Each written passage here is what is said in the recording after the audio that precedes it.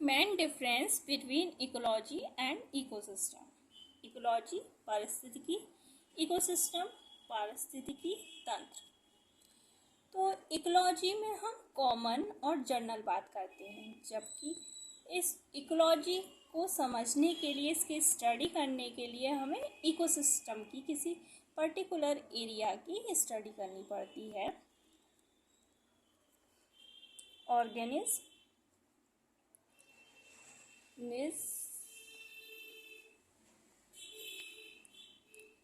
और उसके इन्वायरमेंट,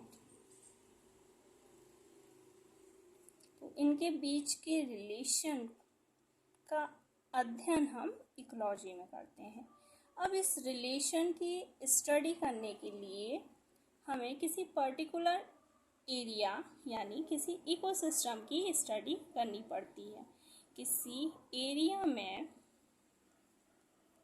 वहाँ उपस्थित उन ऑर्गेनिज्म और उनके बीच के इन्वायरमेंट की स्टडी हम करने के लिए किसी एरिया, उस इकोलॉजी प्लान से रिलेटेड एरिया या इकोसिस्टम की ज़रूरत पड़ती है, जहाँ हम उन ऑर्गेनिज्म और उनके आसपास के इन्वायरमेंट के बीच के रिलेशन की स्टडी करते हैं।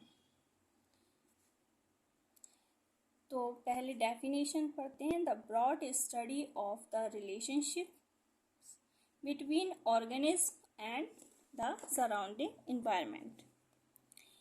जबकि ecosystem is the entire biological community, all organism in an area along with physical and chemical environment that includes non-living or abiotic component. Ecology includes the study of relationship between living organisms and their environment. जबकि ecosystem is a place like a forest, taiga, grassland, desert, still water, river or stream, crop, coral reefs, etc. तो इसकी definitions को समझते हैं। सभी प्राणियों और उनके चारों ओर के वातावरण के बीच के संबंधों का अध्ययन को हम इकोलॉजी या पारिस्थितिकी कहते हैं। तो इकोलॉजी में क्या है? लिविंग ऑर्गेनिज्म सभी जीवित प्राणियों और उनके वातावरण के बीच के संबंधों का अध्ययन इकोलॉजी में आता है,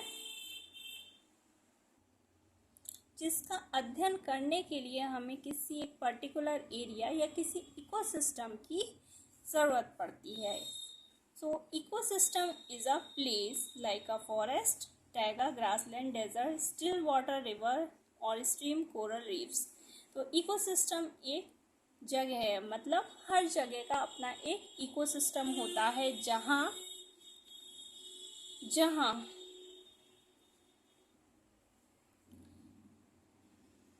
वहाँ की biotic community, entire biological community यानी ऑल ऑर्गेनिज्म अपने आसपास के फिजिकल और केमिकल एनवायरनमेंट जो कि एबायोटिक कंपोनेंट्स में आते हैं के साथ रहते हैं। मतलब इकोसिस्टम एक एरिया है जहाँ बायोलॉजिकल कम्युनिटीज़ अपने फिजिकल और केमिकल एनवायरनमेंट के साथ यानी एबायोटिक कंपोनेंट्स के साथ रहती हैं। और ये पर्टिकुलर एरिया कोई फॉरेस्ट हो सकता है, कोई एक्वेटिक इकोसिस्टम हो सकता है, जिसके एग्जाम्पल ये दिए हुए हैं। अब फटाफट ये तीनों पॉपुलेशन, कम्युनिटी, इकोसिस्टम हम समझ लेते हैं एक बार। तो population, what is population? Population is the group of individual belong in the same species and live in a same area। तो किसी एक पर्टिकुलर एरिया में किसी एक स्पीसीज, मान लेते हैं स्पीसीज 1 हम एग्जाम्पल के लिए ले लेते हैं, इनके टोटल नंबर ऑफ इंडिविजुअल्स को हम पॉपुलेशन कहते हैं।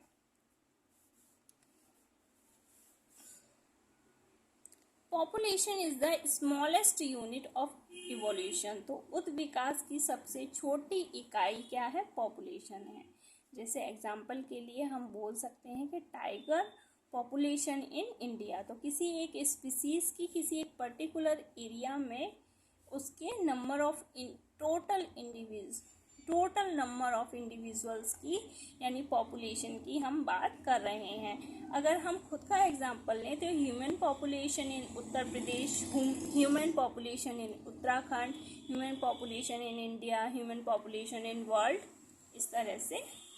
Then community, the population of many different species in an area is called community. तो किसी पर्टिकुलर एरिया में, किसी एक स्थान पर वहाँ मौजूद सभी प्लांट और एनिमल स्पीसीज की पॉपुलेशंस मिलकर कम्युनिटी बनाती हैं। It is a biotic component of an ecosystem. और ये इकोसिस्टम का बायोटिक कंपोनेंट है जिसमें ऑल लिविंग ऑर्गेनिज्म आ जाते हैं।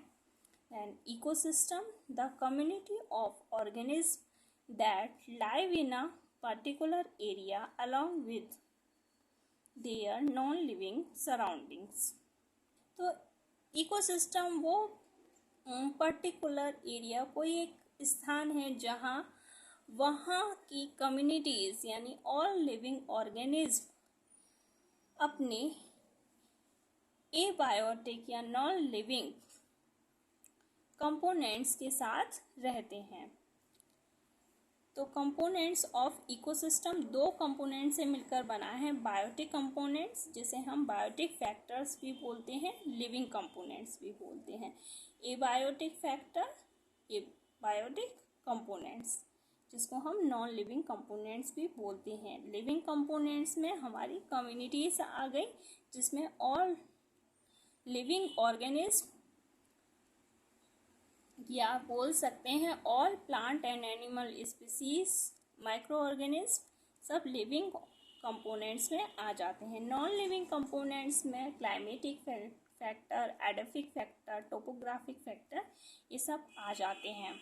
तो पॉपुलेशन, कम्युनिटी, इकोसिस्टम को समझने के लिए इजीली हम इसमें एक कॉमन चीज़ को देखते हैं। पहले वो है पर्टिकुलर एरिया या कोई एक एरिया। तो किसी एक पर्टिकुलर एरिया में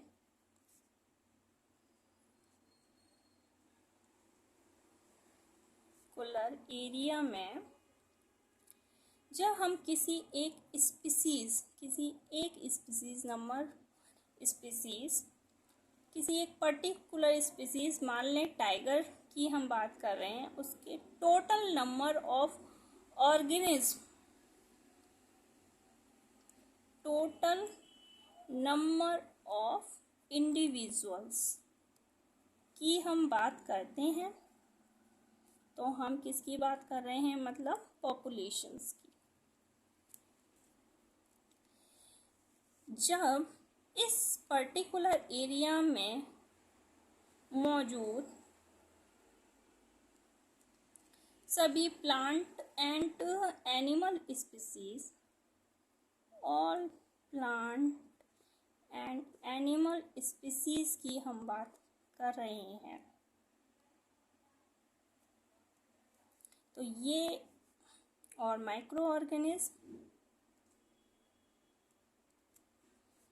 तो ये सब मिलकर जो है कम्युनिटी बनाती हैं।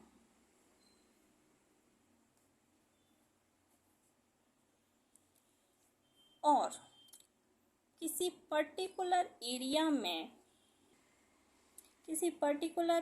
में ये बायोटिक कम्युनिटी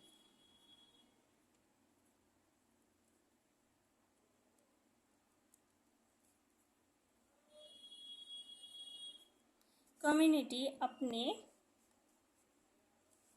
चारों ओर उपस्थित एबायोटिक एनवायरनमेंट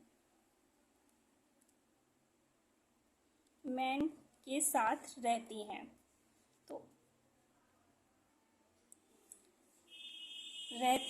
ये पर्टिकुलर एरिया जो है ये एक कोई इकोसिस्टम है, और ये इकोसिस्टम फॉरेस्ट इकोसिस्टम भी हो सकता है, ग्रासलैंड हो सकता है, टैगा, डेजर्ट। अगर ये कोई एक्वेटिक बॉडी है जैसे पॉन्ड है तो पॉन्ड इकोसिस्टम हो गया, लेक इकोसिस्टम हो सकता है,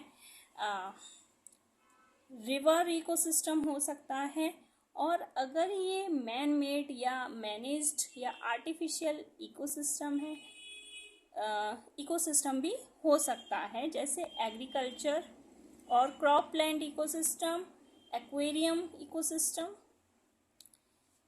तो इजीली हम इसको समझने के लिए मैंने इस तरह से लिखा है, इकोसिस्टम अ पर्टिकुलर एरिया जहाँ बायोटिक और एबायोटिक कंपोनेंट साथ रहते हैं। बायोटिक कंपोनेंट्स में कम्युनिटी आ गई और एबायोटिक कंपोनेंट में फिजिकल एंड केमिकल